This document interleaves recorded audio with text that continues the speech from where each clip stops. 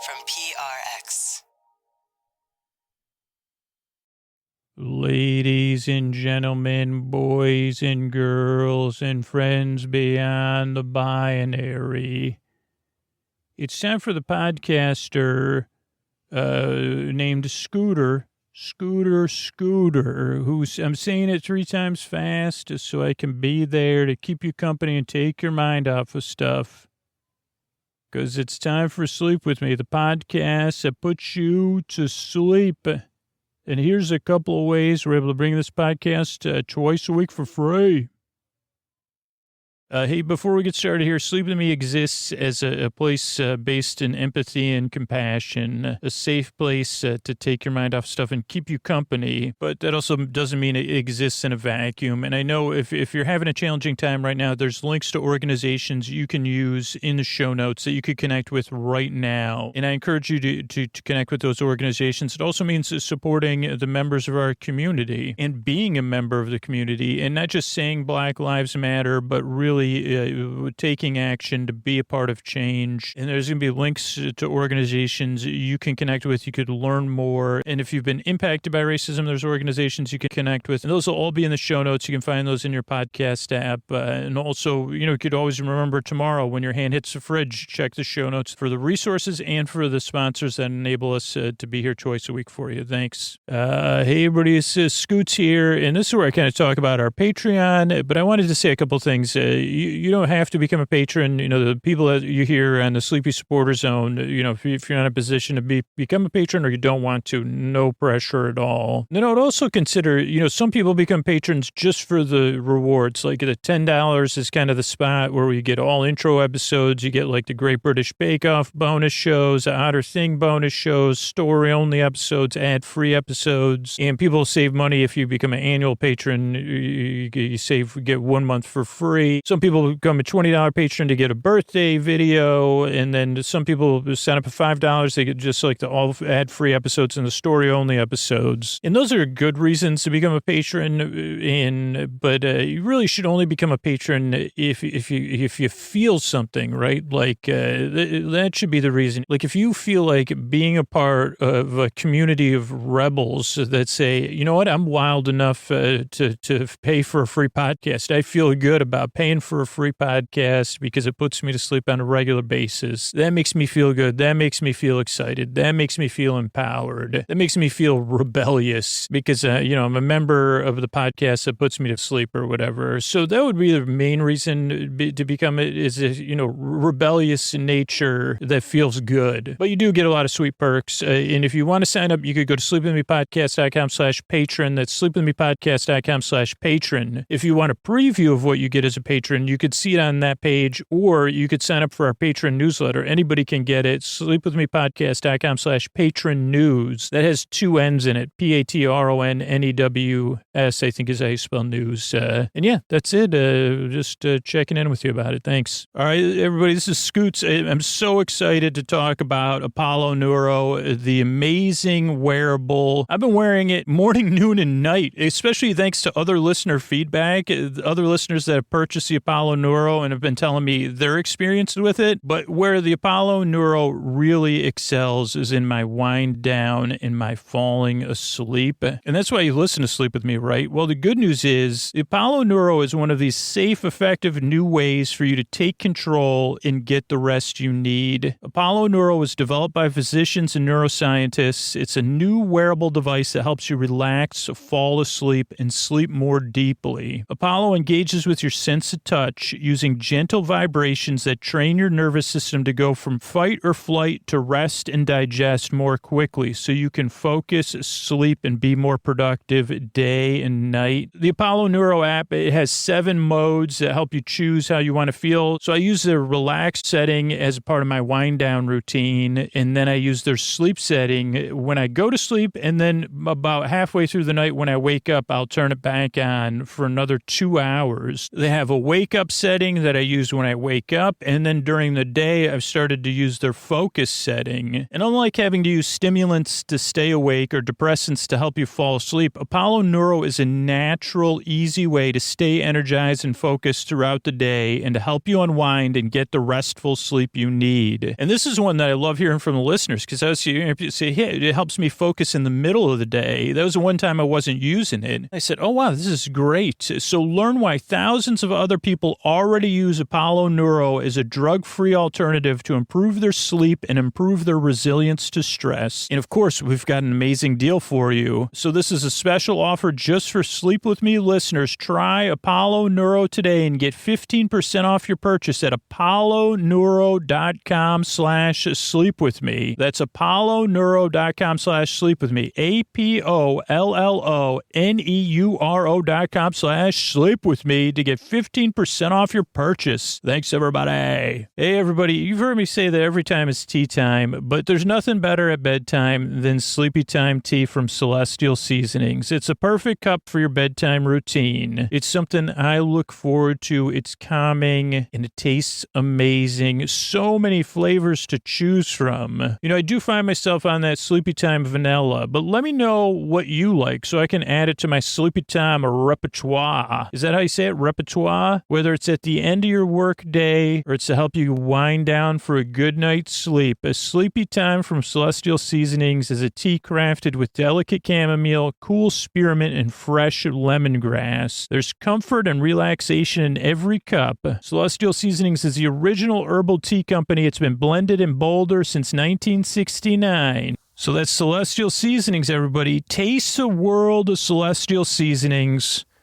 We got an amazing deal. If you visit celestialseasonings.com, you'll get free shipping on your first order if you use the code SLEEP. So taste the world of Celestial Seasonings and get over to celestialseasonings.com for free shipping on your first order with the code SLEEP. And then share with me your unboxing. Did you just get Sleepy Time tea? Or did you get some Morning Thunder? Did you get some Bengal Spice? Is there a tea I don't even know about yet? Let me know. Share it with me. Get over to Celestial Seasonings and use SLEEP for free shipping on your first order. Thanks, everybody. All right, everybody. It's time to talk about the Sleepy Supporter Zone. Or it's just time for me to do it. So what part of the podcast where I get really loud? Don't worry, I'll slow it down soon. But the reason I'm able to be here for you twice a week is the listeners who support the sponsors. And so I want to thank Tammy W. and Ian who got relief bands. Tammy was telling me she got it for her son who goes out a lot and uses it in the morning when he's not feeling so hot, and it works. And that's the first report from a listener I've got for that specific usage. Well, I've used it for car sickness and stomach aches. It's working for Tammy's son in those mornings where you just don't want to get out of bed because the night before was so late. I also want to thank Ian again for supporting Brooklyn and HelloFresh. So thank you, Tammy and Ian. If you support a sponsor, particularly one of our newer sponsors,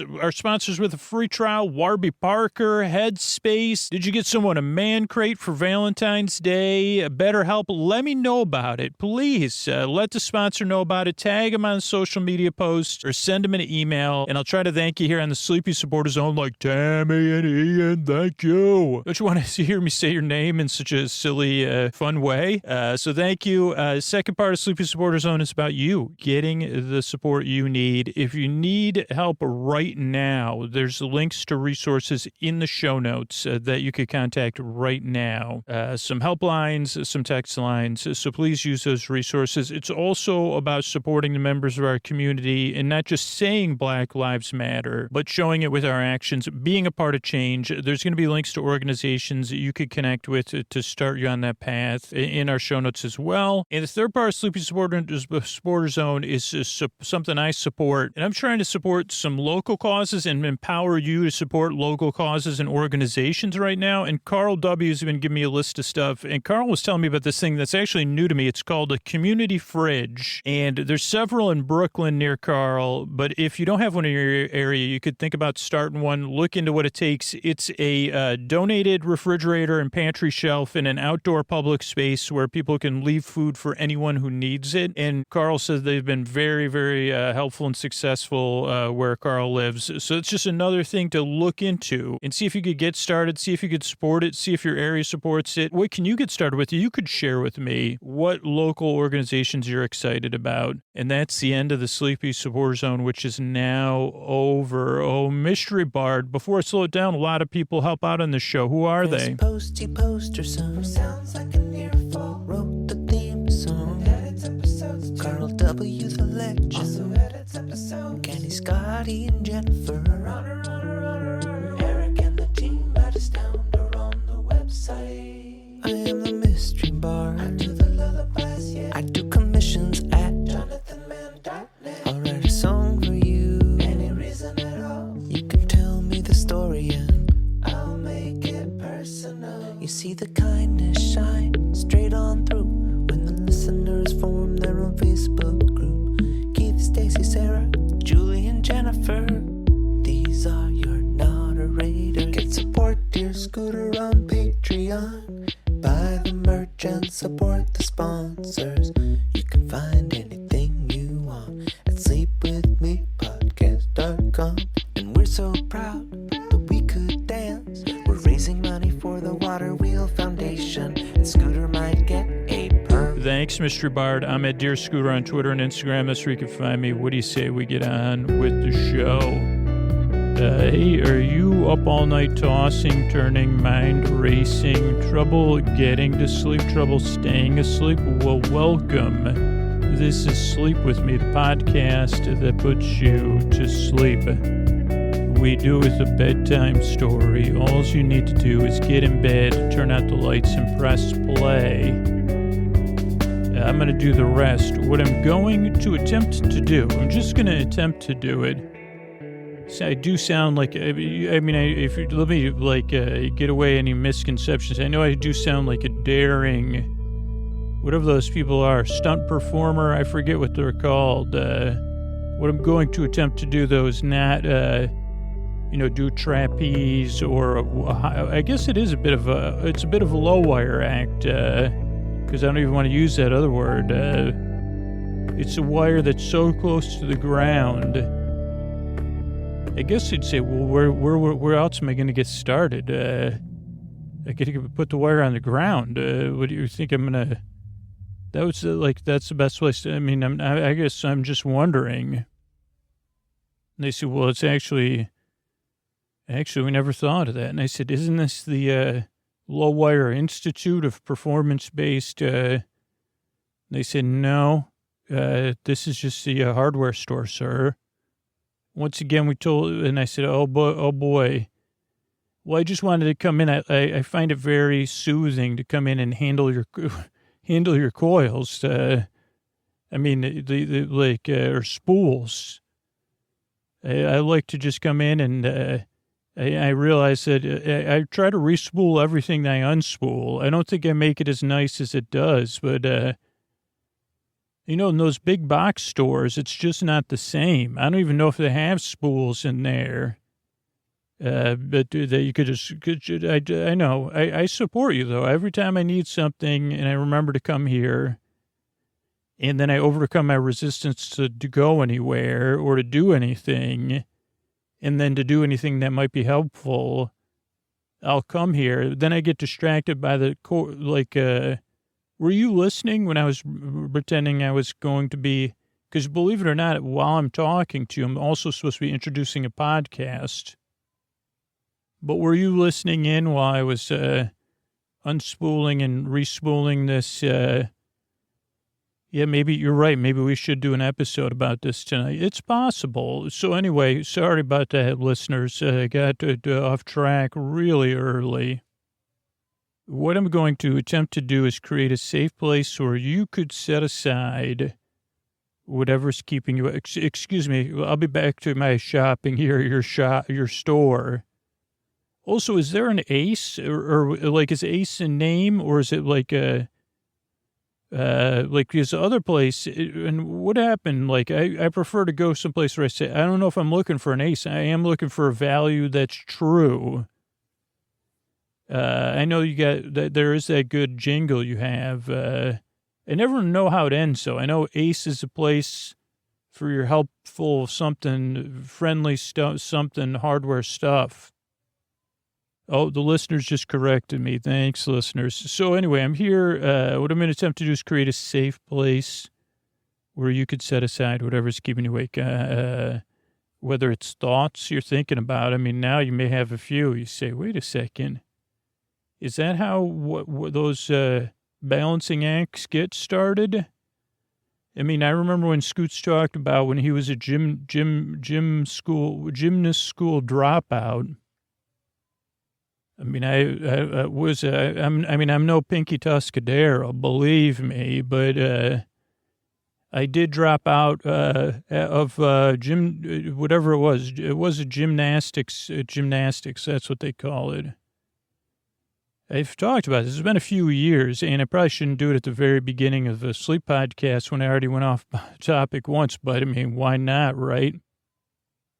Well, I'm trying to figure out a way to do it. Well, I got to gymnast. I said, Mom, I got it. Must have been, after one of the big Olympics, and I identified with one, like some of the Olympians. I mean, it was definitely women's gymnastics. No offense to men's gymnastics, but I said, I got to tumble. I got to spring off the springboard, the spring horse or whatever they call it. And I got to pommel that thing. And she said, okay, well, I'll look into it. I want to help foster your dreams as a young lad. This was when my mom still had it before. This was the before time, before she realized what she had her hands full of. And she said, so you're sure about this? I said, as sure as I was about everything else. I'm sure. I got to spring into the sky and flip around. And, I'm as uneven as, I'm going to make those uneven bars. Yeah, for sure, Mom. I'm into it. And then the first day of gymnastics class, they had us run down towards the pommel horse and step on the jumpy thing. And that was it. And I said, what time? Okay, like this is an hour, right? Like what time are we going to be doing the flips? I'd like to get in the teacher said, well, have you flipped before? I said, if I'd flipped before, I'd be outside doing flips. No, I've not. And she said, well, this is an introductory class. And I said, right, the introduction to pommeling and springing, whatever this thing's called. I want to like the Americans and Romanians and the Russians. I got to fly free. I don't think I knew who Nadia Comaneci was because I think that was a little bit before me, but I probably said I got to do, And she said, well, that's not covered. Like, we're just running. And I said, well, I mean, I can run up and down. So that was the end of my gymnastics career. I never went back because my mom said, well, how was gymnastics? I said, well, we just ran up and down an aisle and stepped on a springboard, but we didn't even spring off it. Also, I realized that it was going to take a lot of, who would have thought? You can't just do a triple Lutz right then. And that's exactly, if you're into this, that's how you end up making a sleep podcast. Those are the stages of, what are the, you see, what are the it must have been some formative experiences that really guided you towards this calling. And I'd say, yeah, like the time I dropped out of gymnastics class, or the time I made my piano teacher cry, or the times I made my tap dancing teacher exasperated, or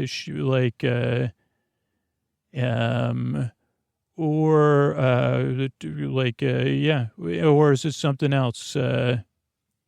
So anyway, if you're here, I'm here to create a safe place to take your mind off whatever's keeping you awake. I'm sorry. If you're new, for a regular listener, this is a treat. Am I right? But for a new listener, let me tell you, whatever's keeping you awake, I'm here to take your mind off of that. It could be thoughts, feelings, or physical sensations, changes, or travel, or just stuff. Whatever it is, it's keeping me awake. I'm here to take your mind off of that. What I'm going to do is try to create a safe place. Then I'm going to send my voice across the deep, dark night. I'm going to use lulling, soothing, creaky, dulcet tones.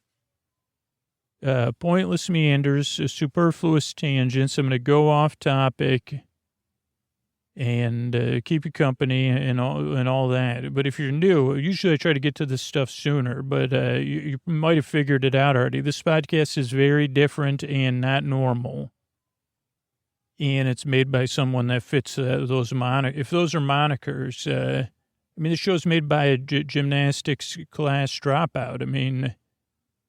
And I wouldn't say I dropped out of piano class because that was actually what taught me how to drop out of stuff. Because I don't know why I couldn't drop out of piano class, but I just couldn't. I didn't have the moral or whatever, I don't know if that's turpitude, though I probably was the same age. But I said, that's where I learned some of my great all or nothing, ways of living. Kids, don't live like all or nothing person like me. You either take piano class for 25 years and you never learn piano, or you go to, there's a happy medium. You could go to 10 gymnastics classes and then say, oh, if I progressed or not, or 10 piano lessons and actually practice maybe.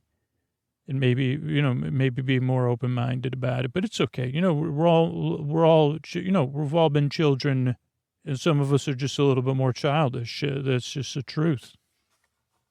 And some of us have trouble getting back to the point. So if you're new, a couple things to know. One, I'm an acquired taste. So there's that. So if you haven't acquired the taste for me, there's no wrong. That's totally natural. Actually, 90% of our listeners, they say it takes 2 or 3 episodes to acquire a taste for this podcast to not listen to it. I'm not quoting exactly, but they say, don't be like me and just run. You say, wait a second, the guy didn't put me to sleep. He just talked about gymnastics class. Even though the episode was called Unspooling My Dreams. And I said, well, hubba. And they said, you definitely got the wrong podcast then. This is not Cinemax. But so anyway, so the podcast is a bit different, but the thing is you don't really listen to it. If you're still trying to make sense of it or wait to get started, kind of start to tune me out, or loosely pay attention. Kind of like I'm like a piece of tracing paper or something that you barely see. You say, okay. Because the podcast, it never really gets started. It kind of just putters along on a meandering path, and then I loop back. Also, this podcast really doesn't put you to sleep. It's just here to keep you company as you drift off. That's why the shows are about an hour, to give you plenty of time. But also, if you can't sleep, oh, wait, I'm going to be here to the very end to keep you company. So I'm here whether you're awake or asleep. So that's one of my jobs. Other things to know is, let's see, what else do you need to know is structure of the show. Show starts off with an intro. Ladies and gentlemen, boys and girls and friends beyond the binary. Then... That's so everybody's welcome here. Then there's business. That's how we keep the show coming out twice a week on the regular. Then there's an intro. The intro goes from about minute 4 or 6 or something to minute 20, 22. And that's where I try to introduce the podcast, as you've seen, and then I immediately could get distracted and go off topic. Sometimes twice. We already visited a hardware store and a gymnastics class. And got, a little insight into my childhood. So those are all things that at a normal intro you would cut out. You'd say, here's the sleep podcast. Let's get on to the sleepy stuff. This is Sleepy McSleeps, and I'm here to stuff up your pillow full of dreams. And you say, well, if my pillow's stuffed with dreams, how am I supposed to sleep? Because they're supposed to be in my head. You say, okay, well, but so this podcast, what was I saying? Oh, so the intro, it doesn't get to the point, but it's really part of the show. Like a lot of listeners use it to wind down and get some distance between the day in the night, whether you're in bed or you're getting ready for bed, or it's during the day and you need a break, however you want to use it. So that's the intro. Then there's business between the intro and the episode. That's the structure of podcasting. It's like this thing called a mid-roll. So that's essential to bringing the podcast. Then there'll be our story, which now, after this intro, I say, well, I guess our story is going to be about unspooling dreams somehow. So that'll be interesting. So there'll be our story. That'll be about 45, 50 minutes, and then there'll be some thank yous at the end. So that's the structure of the show. You don't really need to listen or pay attention. And then the reasons I make the show is, one, because I've been there. I know how it feels in the deep, dark night, tossing, turning, mind racing, trouble getting to sleep, trouble staying asleep. So I'm happy to help if I can, because I say, well, I don't like that. And then the other reason is because you deserve a good night's sleep. I believe that you do deserve a good night's sleep, a place where you can have some solace and some rest and some comfort. And if you if this podcast can help you do it, then that makes the world a better place. And you say, well, it's not that big a deal. And I say, well, it is to me. I really do believe that it's a little, like it's important that you deserve a place where you can be rested tomorrow and flourish.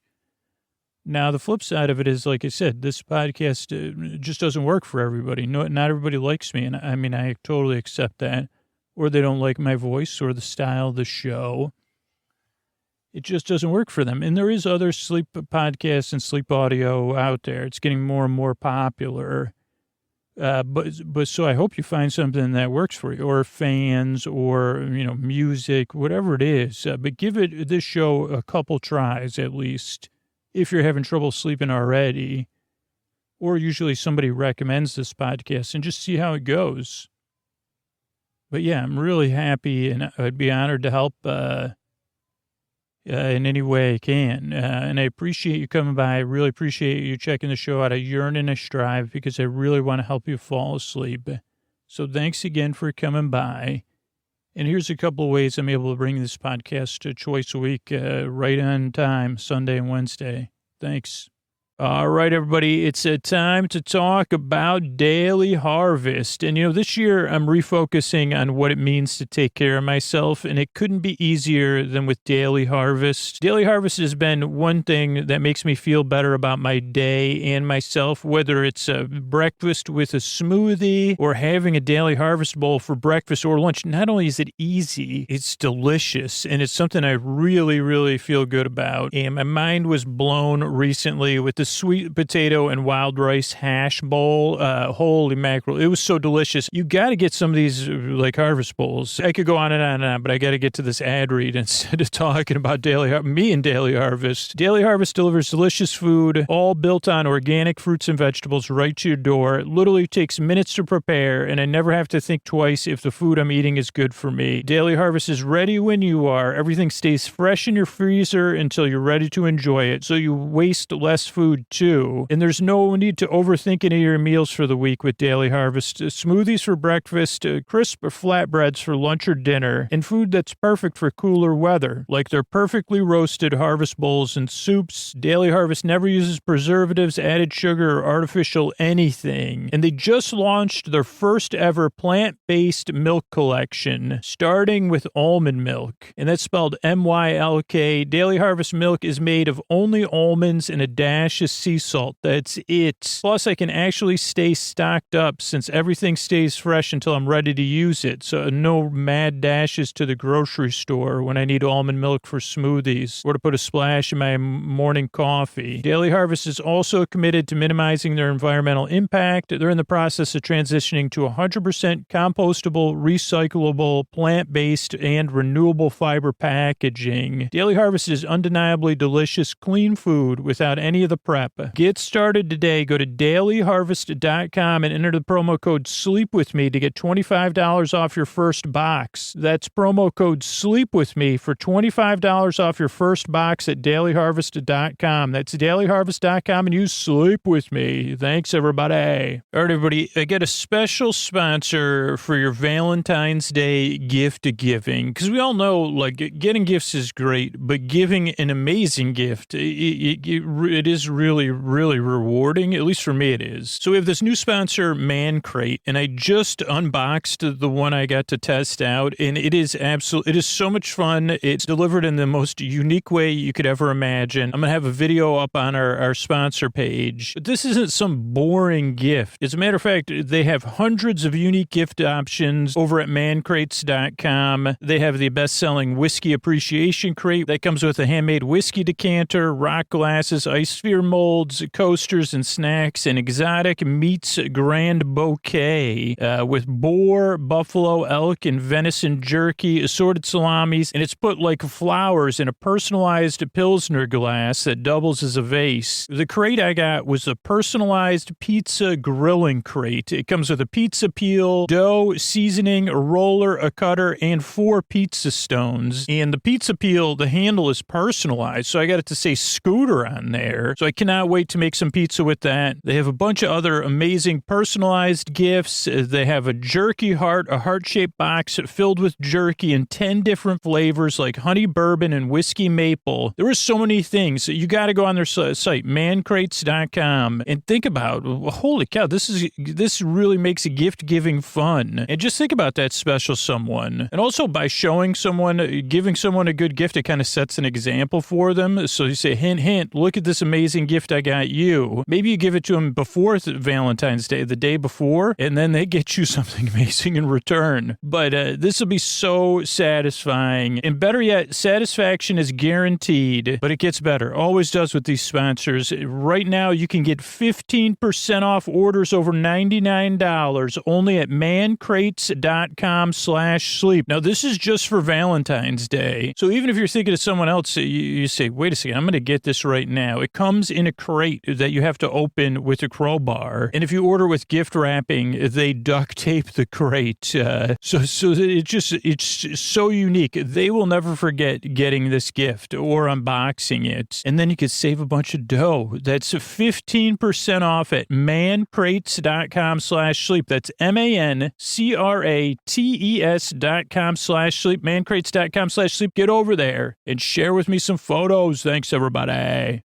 All right, everybody, it's Scoots here, and this is a special episode that I didn't expect to make. It's about, it's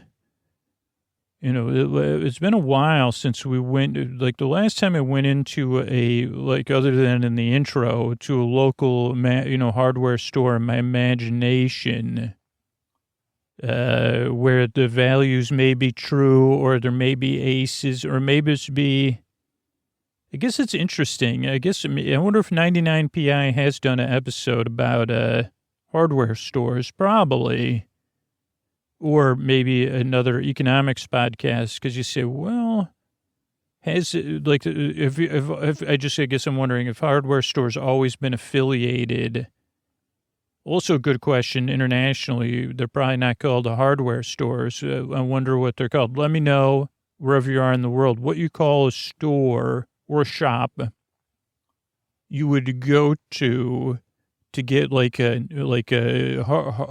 tools. I guess you could get tools. You could get whatever. I don't know what are like nails and screws called, because they're stuff you use tools on. And usually it's very specific, and there's one specific feature. In the U.S., we still have what I would call local hardware stores. I think they're probably locally owned, but they're affiliated with broader organizations. Maybe they're franchises. And when you're little and you go, you have an extra big cone of ignorance. Like to me, growing up in Syracuse, New York, that was the center of my world. I think it was Bob's True Value was the closest, it was the first hardware store I became aware of, and I thought that they were all Bob's True Value.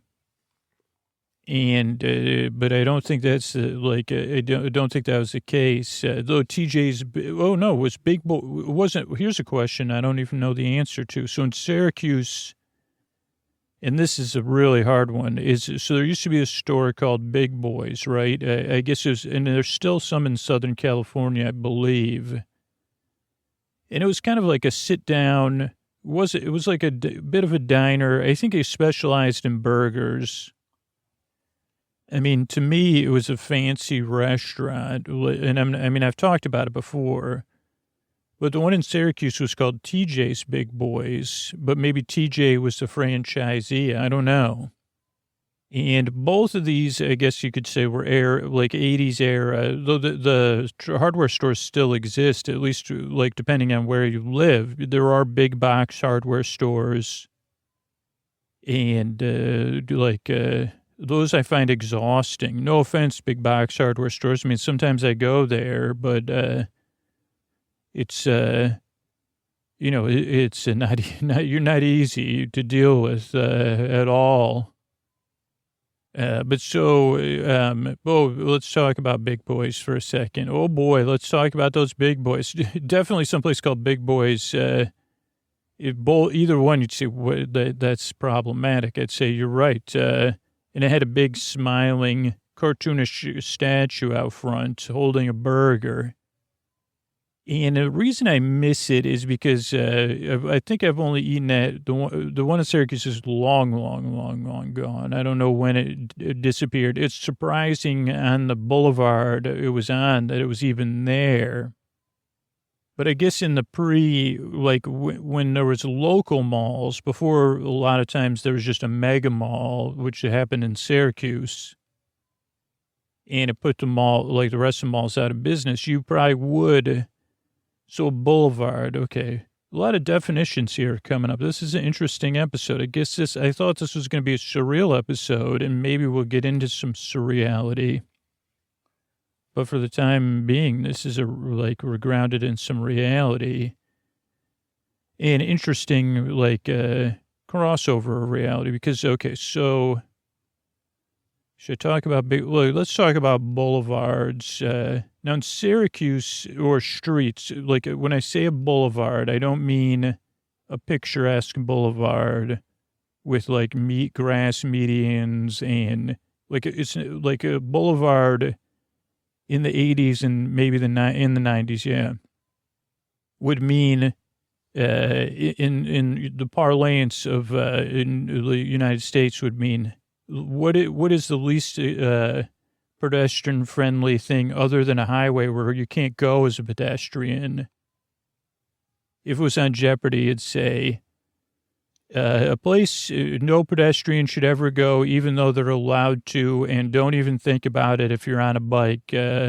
What is a boulevard? And they say correct, or there's other ones, but I think boulevard is, there were streets.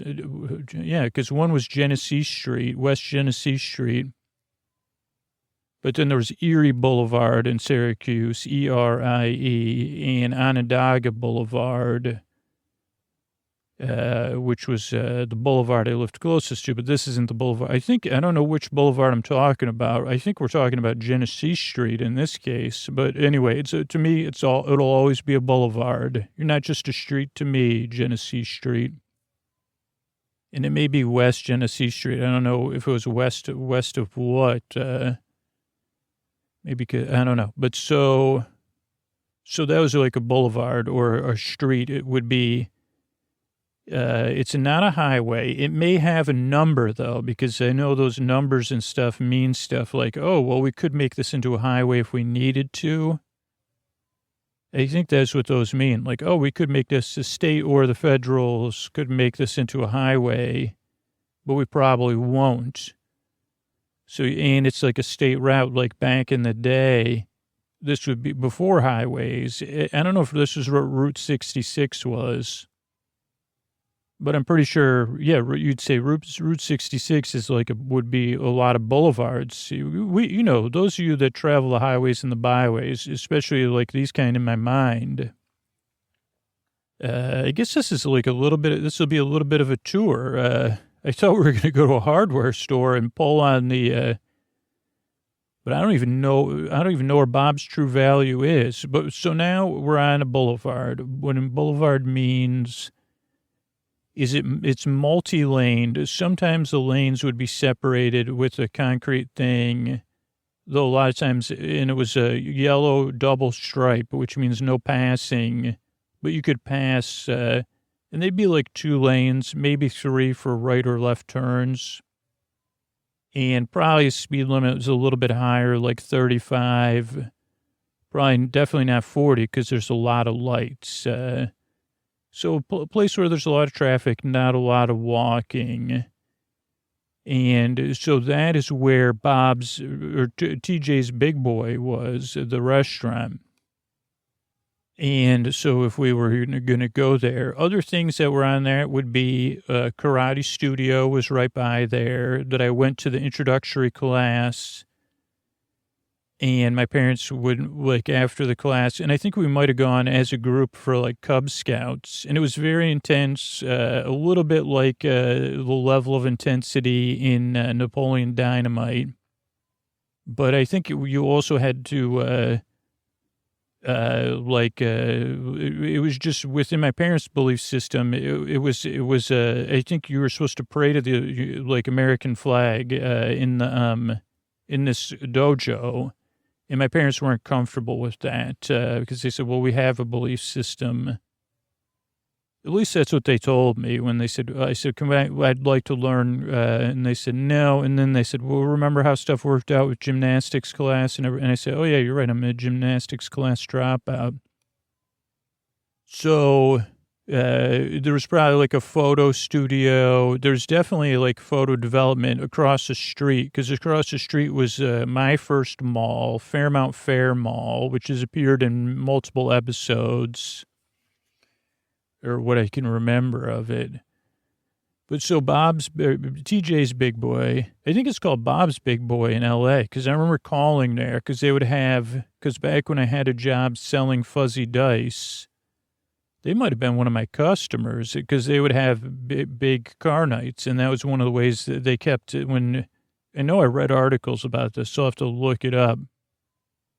When they talk about why in Southern California, Big Boys is still in business and popular, it's like, oh, because of the back. And I'll definitely make a trek to one when we can travel again, because when I'm recording this, it's not an option. But so, because they would have big car nights or whatever you call it, classic car nights, or maybe one of my customers would go there and sell fuzzy dice. Yeah, that was one of my jobs as an adult, not as a college student or a teen, selling fuzzy dice and iron-on patches.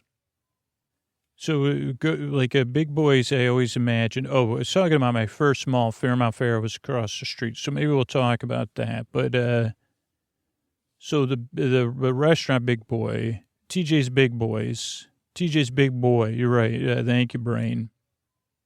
It was a sit-down restaurant where you had a waiter or waitress.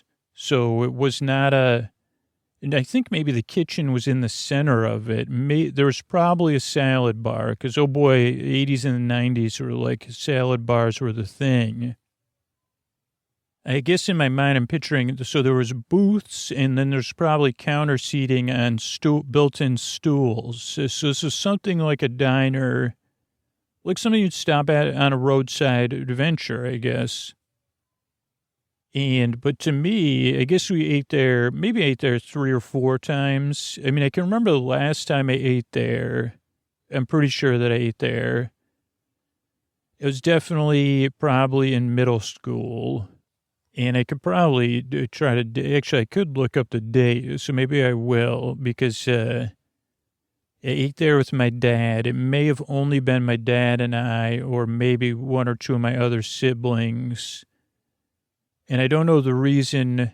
I think it was like part of a emotional journey we had been on. And this was the bringing back of the emotional journey. which I guess I'll talk about. I feel like maybe I talked about this on the podcast before, but maybe not. And I guess a lot of this is on my mind just because I was watching this thing about video games you'll see how it connects on Netflix. Okay, so you'd go in there, and it had a very chrome, like a golden chrome, loungy feel. The only place I've eaten in the last 20 years that can compare is Emile Villas, and that's a barbecue chain that I think is also slowly disappearing.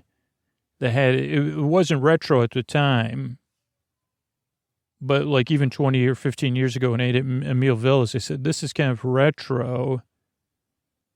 So they specialized in burgers, and they would make the burgers like how you wanted them. Like say, oh, medium rare, well done. For a kid like me, you say, what do you mean? Because usually just eating a burger at McDonald's or Burger King in the Happy Meal. And their burgers were very familiar, very unique, and definitely contrast with fast food, and probably came with fries and lettuce and tomato and everything, which kids I probably didn't like. I also remember, so you said, well, I want it medium well. They would come with a wooden sign in your bun that said medium well. And I mean, just if you run a restaurant right now, like that has sit down, like these are the kind of things, small touches that could really earn you lifetime customers. I'm not kidding. Like when you're a kid and then you say, do I get to keep this? I don't know if I did or not, but those are special things, those tactile things.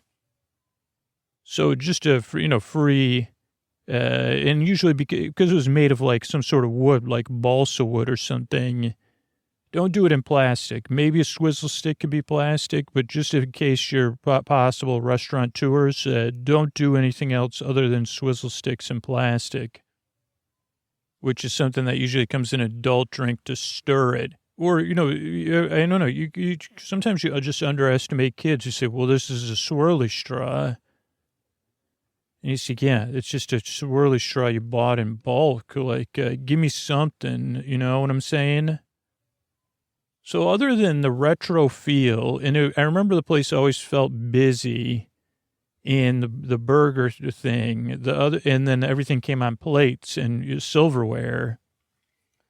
I mean, for a child in a family of 6, this is a major, this eating at a place like this. I mean, I can't even imagine if all of us ate there. 1, I don't know if they'd have a place to put us all at one table.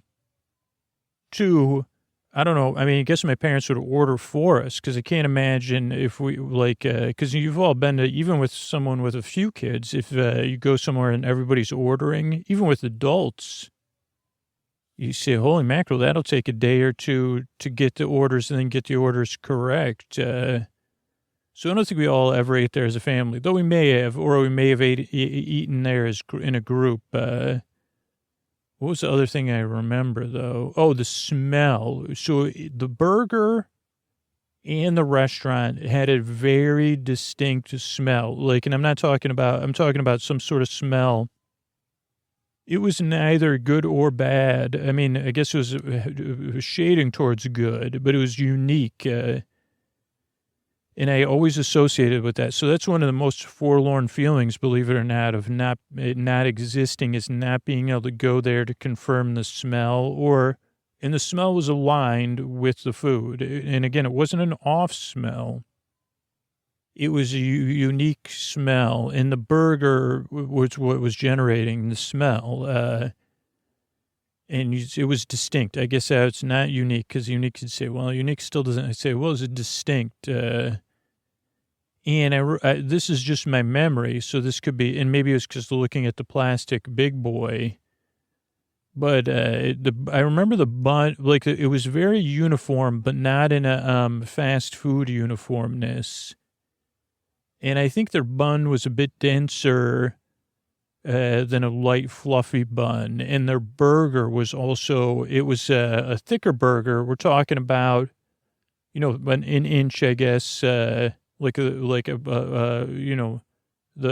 top half of your thumb, from your bend to your thumb. That's how thick the burger was, I think.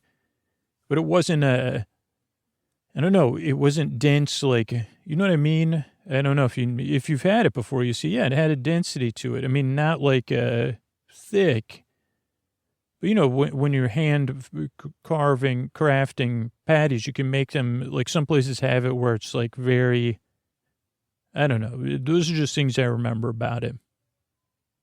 I'm pretty sure the fries were steak fries. So the last time I remember eating there was when I was eating there with my dad. And I think this aligns with another episode I did recently. So maybe I'm just going through something in my subconscious. But I'm pretty sure this was a time when my family was grappling with some family stuff. And I was probably acting out as a result of that, or just being myself, which involved a lot of acting out and things not going well in school. And this dinner and what we did after dinner was a part of and maybe it was also me using the circumstances to my advantage, because it's always hard to tell with kids. Like, children learn very young how to influence their parents' behavior, which could be considered manipulative at times, or it could be Darwinian, where you say, okay, I'm going to take this situation and I'm going to use it to my advantage to get the most I can out of it. But so I remember eating dinner, and I don't really remember much about it other than like, holy cow, we're eating. But the part of the reason why we were there was because a couple doors down, now this was on a boulevard, so it wasn't like you could walk. Nothing was walkable. Even though it was like 3 driveways down, you had to drive. And now it's interesting that I remember so many details, but I don't remember the name of this place. But there was a place, and again, this was a pre-big box era. So this was a place, it was before even big box places that went out of business, like Barnes and Noble. This was way before that. And this place, I'm pretty sure it was and again, this was at the beginning of the computer gaming era. So there wasn't like GameStop or even Best Buy. And so, or even like Office, the Maximum or whatever. And so if you wanted to get computer games, yeah, there might be a computer game store at the mall or something. But again, on the boulevard. So this place, I'm pretty sure it was a bookstore and it sold computer stuff. Maybe not computers themselves. And I'm pretty sure it was a corporate place. Like, I don't know what chain it was. It wasn't I don't think it was Walden Books, because they were more mall-based. So I have no idea what it's called. I'll have to try to look into it. But what was my point? So we had gone there. So this was like I was in the age range where my dad likes to read. I think I had convinced him to go there, but really I wanted to go there to see if they had a couple of games in stock. And there was a couple of games, and I think I talked about this a long time ago, but like we had gone through a few different computers, and maybe this was when we had moved on to a new computer. But the computers in my life, the personal computers, we started off with a TI-99 4A, which was a Texas Instruments computer. And that was a very long time ago, but it could play games and cartridges. Then we moved on to whatever the first version of a PC clone was. I don't think those were 1086s, but I don't remember the first. Not for us, it was the first generation. So they were called PC clones because you didn't have to buy one from IBM, which was a creator of the DOS, because you could just put on DOS. I think it was always MS-DOS, or I guess a DOS-based computer. And we had got one, and you could build these, which you can still do today. And I don't know, I think Rick was the one who built our computer, who's someone I worked with, who my dad worked with too. But so we had this one, and it had a graphics adapter called a CGA graphics adapter, which was not very powerful. It could only display like 4 colors at a time, which were usually, you had to choose when you were I don't know if you could choose in the settings, but like if you were playing a game, it would either be light blue, like a pink, and then black and white. Is that right? Or green, yellow. I don't know. When it was green or yellow, I can picture like a red in there too. And no, I don't think there was no shading or anything. So I don't know. I've talked about it before, and then I never remember. So it was low powered, and then it had I don't even think it was an 8-bit. So its sound card was just very basic. And we were like a little bit like usually, and just like me today, we were not early adopters. We had 6 kids in the house. So this was like the previous generation normally is where we would get in on the technology. So at the time, the competing technology was called EGA, which stood for Enhanced Graphics Adapter. And then after that was something called VGA, which was Video Graphics Adapter, I think. And like the EGA, I think could display 16 colors, which was a lot compared to 4. And then the VGA was I think 256 colors. And the same thing went for sound cards. We had 8-bit or 4-bit sound cards. So it just made you'd hear like one step down from 8-bit music. But in some sense, there was something the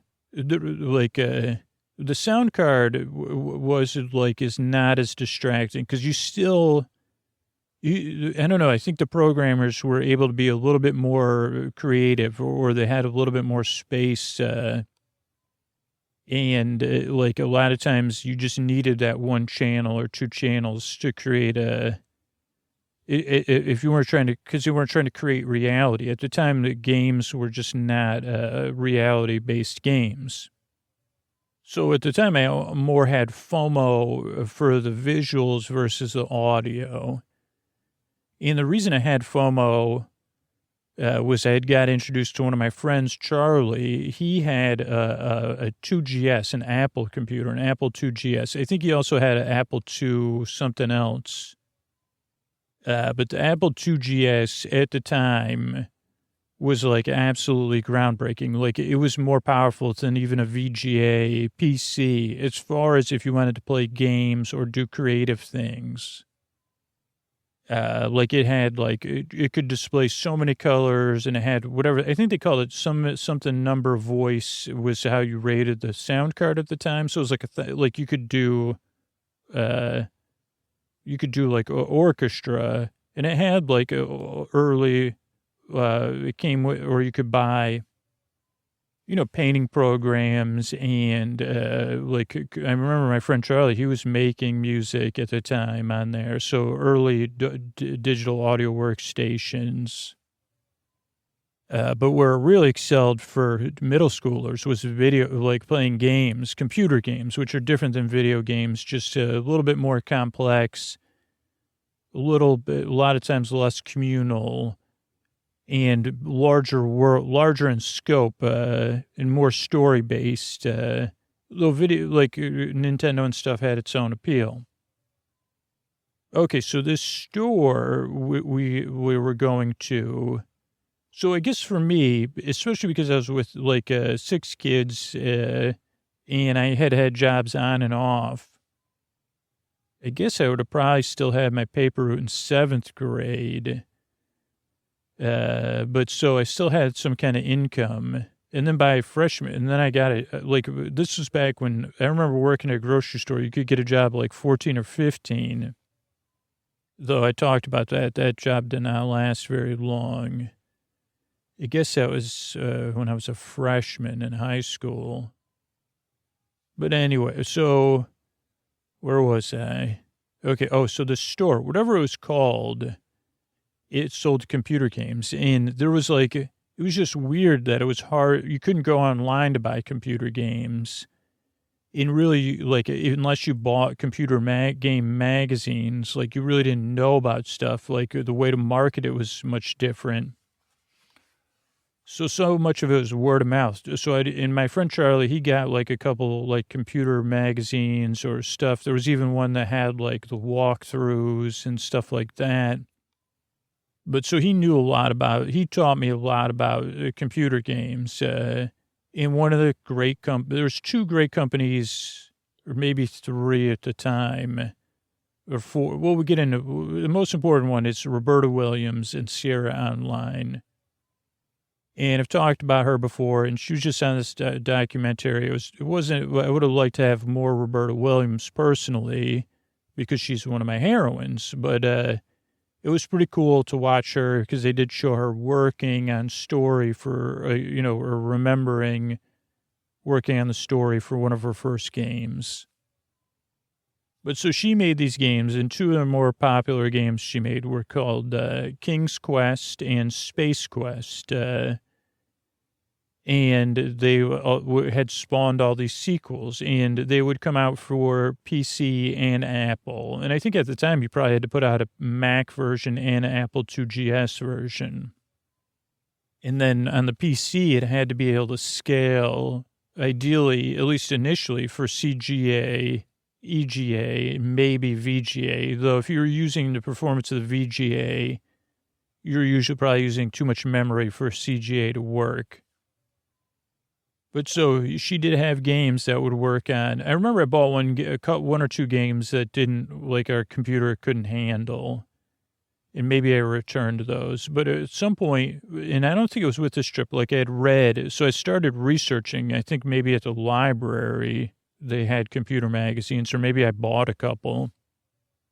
And there was this game based on the movie Willow, because there was like, the desire was, can we get these games to have some sort of cinematic feel? And there was even a gaming company called, I don't know if they're called Cinemagic, but they had a couple games. They had a Three Stooges game.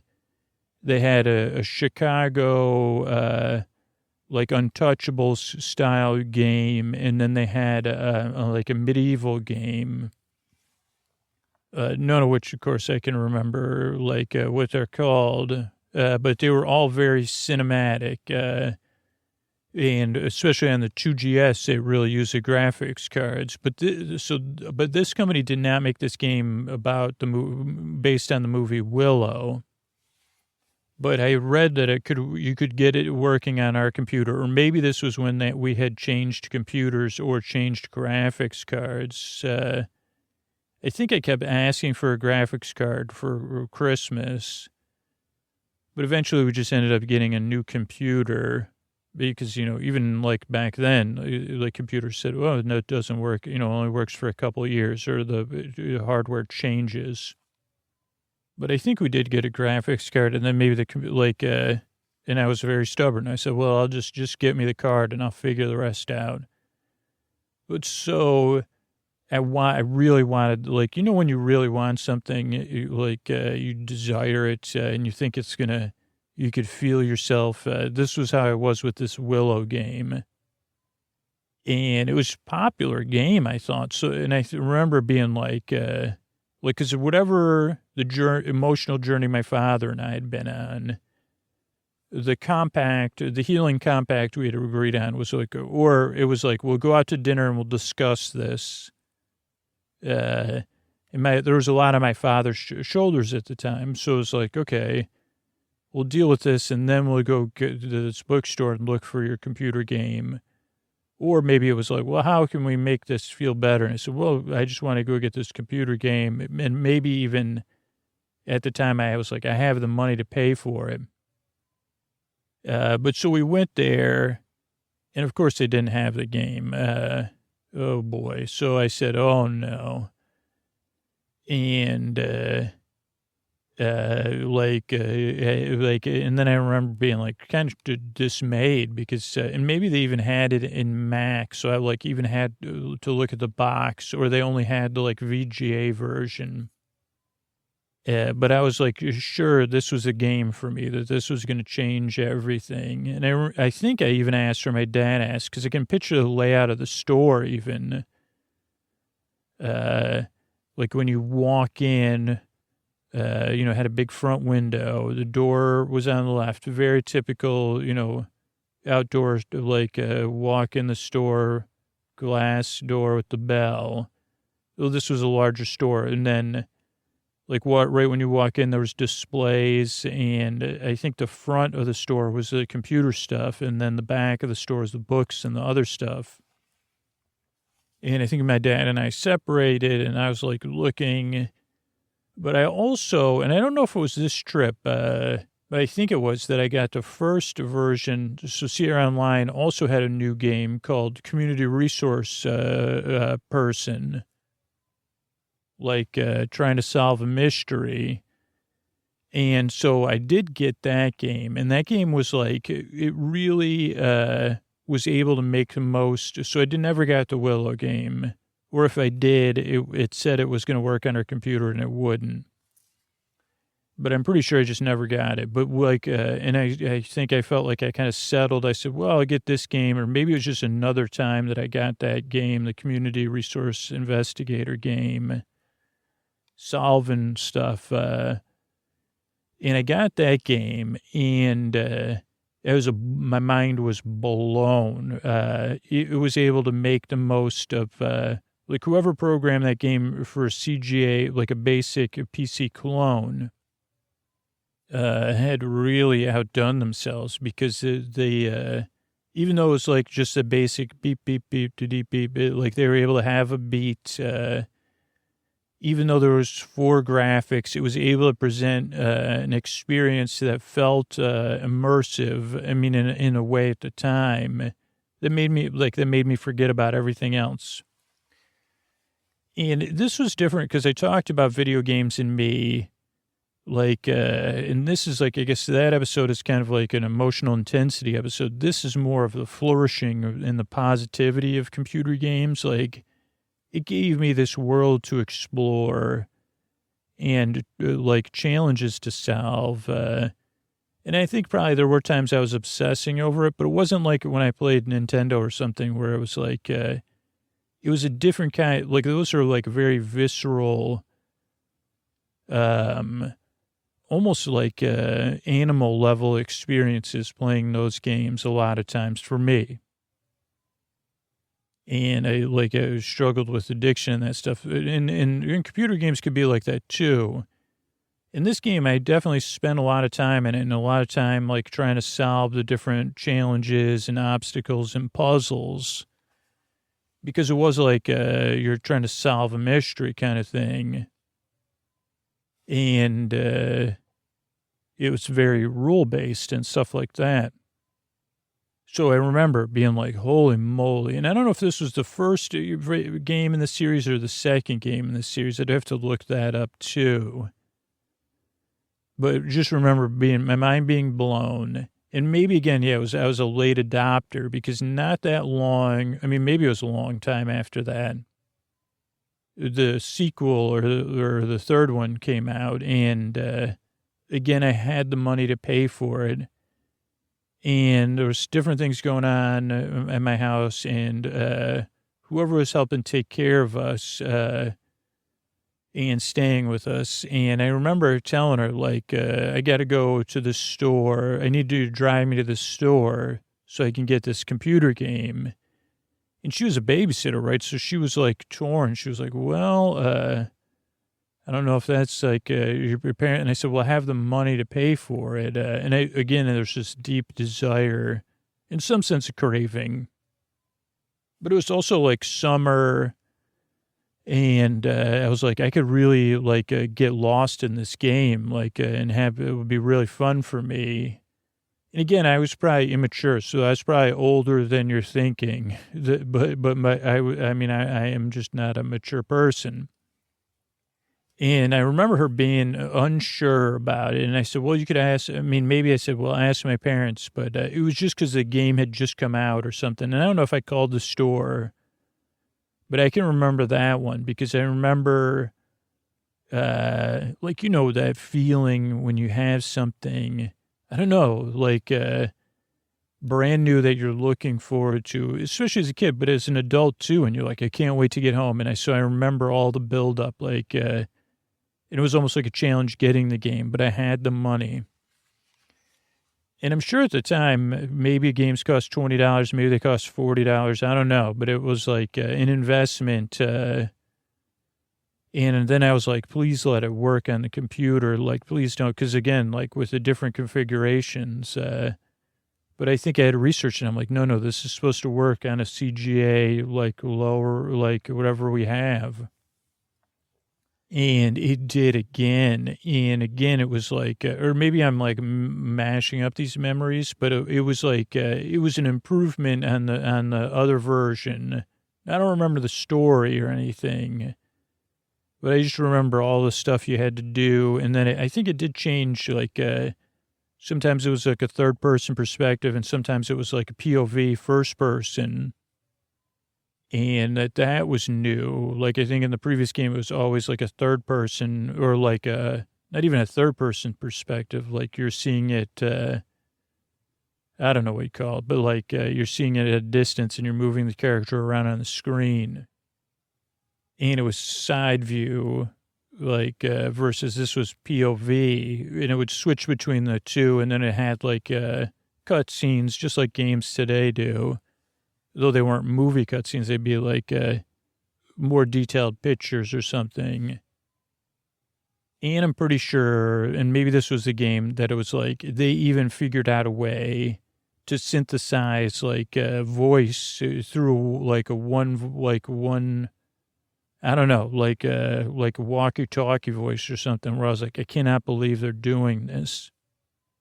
So... Or maybe, but there was also, I can also remember playing one of the King's Quest games and then getting that sequel. And that was where it wouldn't work with our computer. So that was like, so that was something. I don't know. So those are two things. I think across this boulevard, I'm trying to think what else was on this boulevard. A place where you go when people, like a home, when people go to the place in the sky. Then there was an ice cream place, soft serve. One of my friends owned it for a while as an adult, Marnie, but doesn't own it anymore. Across the street in one direction was the Pizza Hut we would go to as kids when it was a big deal. One of the two Pizza Huts for a sit-down, big family meal, like special occasion. It was also a church that it was a Catholic church that was really well known for having a late mass on Sundays. So that was like, as your kids got older, you might have to go to that. It was like 4 or 5 p.m. on Sundays. And then as you got older, like maybe you would try to go there because it was more like if you had a crush on somebody that might be there, you'd be like, well, at least there's a higher priority of them being there. And then, yeah, the mini golf place I talked about in Mini Golf and Me or Mini Golf Memories was down there. And then Fairmount Fair Mall, which has been a long time since I talked about that. So I'll talk about that a little bit with our last few minutes here. And then I'm sorry, Bob's True Value. You know, maybe we'll visit you again. So Fairmount Fair Mall. Let's see. What could we have time to talk about? So this was a mall that was there when I was like it wasn't a new mall. So whenever I became mall sentient, which would have been, you know, you would have gone there to get, we didn't really get our clothes at the mall. So I'm trying to think of the first time I would have gone to, I guess you'd go there for like, you definitely go there for like walking around in the holidays because that's when they had audio animatronics and a lot of cotton that was supposed to look like snow. And you could go there. Oh, also, my dad, when he was a smoker, like, or pipe smoker, this is how different the world was. They would have a pipe shop, and sometimes they would either give away or sell really cheap to get kids early. You wouldn't get any tobacco, but they would sell corncob pipes. So I remember going a couple times and me and my brother getting corncob pipes.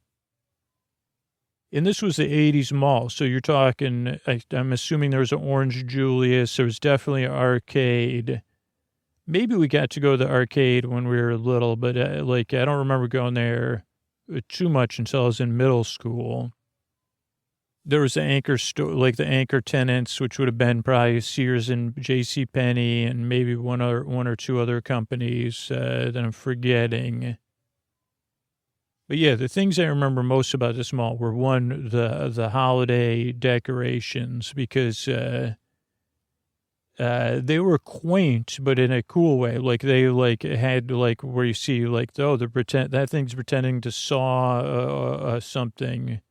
Like they would have a Santa's workshop type stuff. They're pretending to, that Santa's pretending to wave. Very basic not animatronic figures, but like one motion figures. Also, like in Syracuse, now this was a one-level mall. It did have some ups and downs, which I talked about in like an early mall walking episode. So it wasn't it was only one floor. It wasn't level though, which I think was either brilliant or just how they had to design it where they built it, but it gave it some variety. And also probably prevented it because it was just one long thing from being one long thing. And then down the middle, it had a trough on and off with like water. Then there'd be a fountain with like tons of skylights. What else? And then a very big memory of mine was one time my dad volunteered there. Let's see, how do I term this?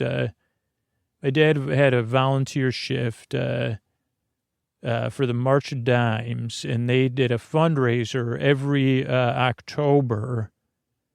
And this was like a store that had gone this year. This was only a year. Oh, no, we went to it a couple other times at different places. But this particular year, one of the anchor tenants at this mall had left, probably because this mall was slowly in the decline, because then they had built a new mall, like literally like a half a mile away. So this mall would see this slow decline, or maybe it was a mile away, but it wasn't that far. And then that mall would see a decline. But those were the malls of my youth. Maybe I'll do another episode about this more.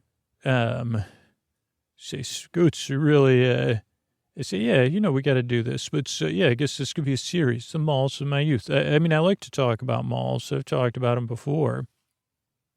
Why am I debating myself about this? But so this one memory I'll finish with. And, I was like a stubborn kid. Now, this was probably this was in grammar school, but maybe I was in 6th grade, and my brother Carl would have been in 4th grade, and it was just the two of us. So we'll say that maybe I was in 5th grade and he was in 3rd grade. But my dad was volunteering at this thing they did in October to raise money for the March of Dimes, where you were led through a house of surprise and fun themed around the Halloween season, if you catch my drift. And my dad was the volunteer for that day's shift, which I presume would be like 6 hours. I mean, it felt like we were there for like 8 hours. And at first I kind of felt like whatever the arrangement was, my mom was like, you're taking those 2 kids with you. Or my dad was like, why don't you come with me? It'll be fun. And I was like, I want to watch cartoons or whatever. And so first I think me and my brother were ornery. And then it kind of felt cool because it was just such a different thing. My dad was like selling tickets and people were coming. And we had seen inside before it got started, but I was like, I'm not a brave person. So I was like, well, I don't want to be in a seasonal display of surprise and fun. I don't find that fun. And the people that were dressing up as character actors for this seasonal display of surprise and fun were coming, and they were being kind. They weren't trying to make us not into it. And they were like, oh, you should come in it. And it was very cool in the sense that you had a tour guide. So not only was there, and I'm assuming these were teens that were volunteering, but maybe they were just community members supporting this organization. But so they, you'd get led through it. And it was through a store that we had been to. So I don't know which store it had closed, but that was another cool thing was like, I know I was at this store before it went out of business. But so it finally, like, they kept being like, come on. And I was like, no, I can't handle it. And I think my dad was like, well, I'll go with you on my break. And I was like, no. And I had to wait. And this wasn't the only time. My younger brother had more courage than me and had to lead the way, which he's probably done a lot of times in his life. So thank you, Carl. Daniel and Julie, if you're listening, hello. But so Carl went, and he either went by himself or with my dad through this display of, usually this is the older brother's role, I think, but not in my case, because that was just like the same thing with roller coasters. I would have to wait for Carl to go on it first. But he went through the display and then came back, and then I said, oh, wow, you made it through. And he goes, yeah, it's so cool. You got to come with me. And then we must have gone through this thing with every single group. So we probably were annoying. But I can remember it was, again, like being I remember just like thinking about the story that the guide was telling us and the sound effects and being impressed. Like I said, I think some of the stuff is like even set up to the sound effects because there was like the chimes when it turned midnight. And that's when like a bunch of action would happen. And then there was a couple other displays you went and looked at. It wasn't anything like these modern places of seasonal surprise, not that level of intensity, but somewhere enough that I think it was more geared towards, I mean, I'm sure adults and kids went, but it wasn't just for kids. Like it wasn't toned down to that degree because it was made to make money for the organization.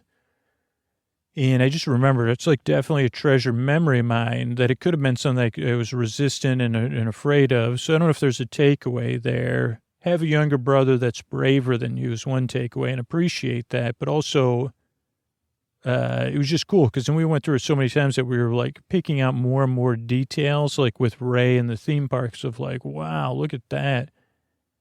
Or maybe we were starting to sneak off or walk slower. And then it got to a point where it was like, okay, now I remember these stores like in the mall like that. And this was more of an anchor store. So it was like and these old malls, they were like one story, but the anchor stores were sometimes 2 stories or they had high ceilings because they were like a story and a half. And so they'd have these big pillars and some of the pillars would have mirrors on them and stuff. So I don't know. And then, I remember just like, I actually like being with my brother as the characters were like playing with us, or then they realized we were game. So then they were trying to surprise us. So really a great memory of, so I guess that's like one of the boulevards in my life. That's really a street. So thank you, Genesee Street. You've been here for so many episodes, really. Good night. I want to thank everybody that became a patron recently. Alex, Julia, and Razzie, thank you. Thanks. Good night. Pauline, Seppi, and Adam, thank you. Thanks, and good night. Sydney, Erica, and Cameron, thank you. Thanks, and good night. Leslie, Kristen, and Lindsay, thank you. Thanks, and good night. David, Jen, and Cara, thank you. Thanks, and good night. Emily, Megan, and Jama, thanks, and good night. Hamza, Elizabeth, and Heather, thank you, thanks, and good night. Michael, Amber, and Lee, thank you, thanks, and good night. Bailey, Jamie, and John, thank you, thanks, and good night. Amy, Ruth, and Caitlin, thank you, thanks, and good night. Cantillions, Melissa, and Karen, thank you, thanks, good night. Richard, Kelly, and Cara, thank you, thanks, and good night.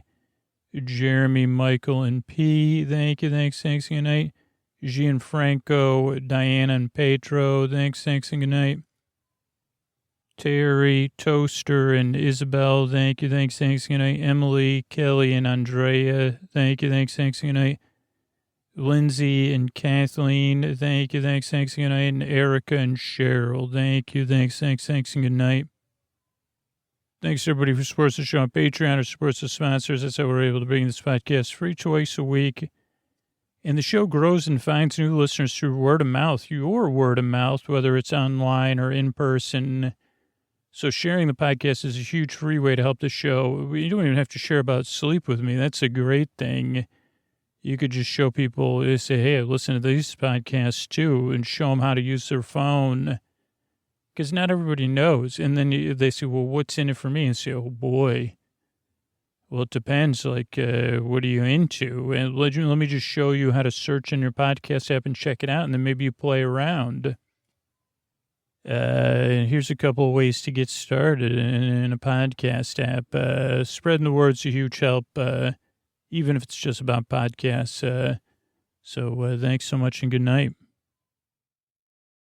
All right, everybody, it's time to talk about tonight's sponsor, BetterHelp. If you've been having trouble meeting your goals or difficulty with relationships, trouble sleeping, or you're feeling stressed or depressed, BetterHelp is available. BetterHelp offers online professional counselors who can help and listen. And you simply fill out a questionnaire to assess your needs. BetterHelp will match you with your own professional licensed therapist. And you can start communicating with them in under 48 hours. And this isn't self-help or a crisis line. This is secure online professional counseling. BetterHelp's counselors have a broad range of expertise, so if it's not available locally, that's the amazing thing about BetterHelp. They can match you with a professional licensed counselor with an area of expertise you're looking for. The service is available for clients worldwide. You can log in anytime. I keep hearing from listeners that sign up how much they love that they're able to send unlimited messages to their counselor, and then they get timely and thoughtful responses back. Plus, you can schedule your video or phone sessions, and everything you share is confidential. You don't have to worry about sitting in a waiting room. And BetterHelp is committed to facilitating great therapeutic matches, so it's easy and free to change counselors if needed. It's more affordable than traditional offline counseling. Financial aid is available. And in fact, so many people have been using BetterHelp that they're recruiting additional counselors in all 50 states. And therapy has been a huge part of my life with the right licensed therapist. It took me a while to find the right person, but I can look back at milestones in my life over the past 8 years and these major turning points. And that counselor was there as I journeyed from one phase to the next. They were giving me the tools in the toolbox. They were listening to me when I just needed someone to talk to and to talk stuff out with. And it's changed my life. I'm so grateful for the professional relationship I have with my therapist. And this podcast is sponsored by BetterHelp, and Sleep With Me listeners get 10% off their first month at betterhelp.com/sleepwithme. Now that's BetterHelp, BetterHelp.com/sleepwithme. And you can join the over 1 million people who have taken charge of their mental health with the help of an experienced BetterHelp professional. Thanks, everybody. Oh, hey, everybody, Scoots. This is interesting after hours of the podcast here. I just want to let you know we got this referral program up and running. If you're ever looking for, right now we have this thing going for the Peace Top 3 shares in January, February, March. We'll get a pair of sleep phones with a Sleep With Me logo on it. If you refer people to sign up and list that actually become subscribers of the podcast, you can do that at sleepwithmepodcast.com/refer, REFER, I think is how you spell that. And if you just say, no, I just want a set of sleep phones, you can get those at sleepwithmepodcast.com/sleep phones. Now we have all 3 models of sleep phones, all different size headbands, all with the Sleep With Me logo. You can get those over at sleepwithmepodcast.com/sleep phones and use Sleep With Me at checkout, and you'll get a little bit off your order. Thanks and good night, everybody. Thanks.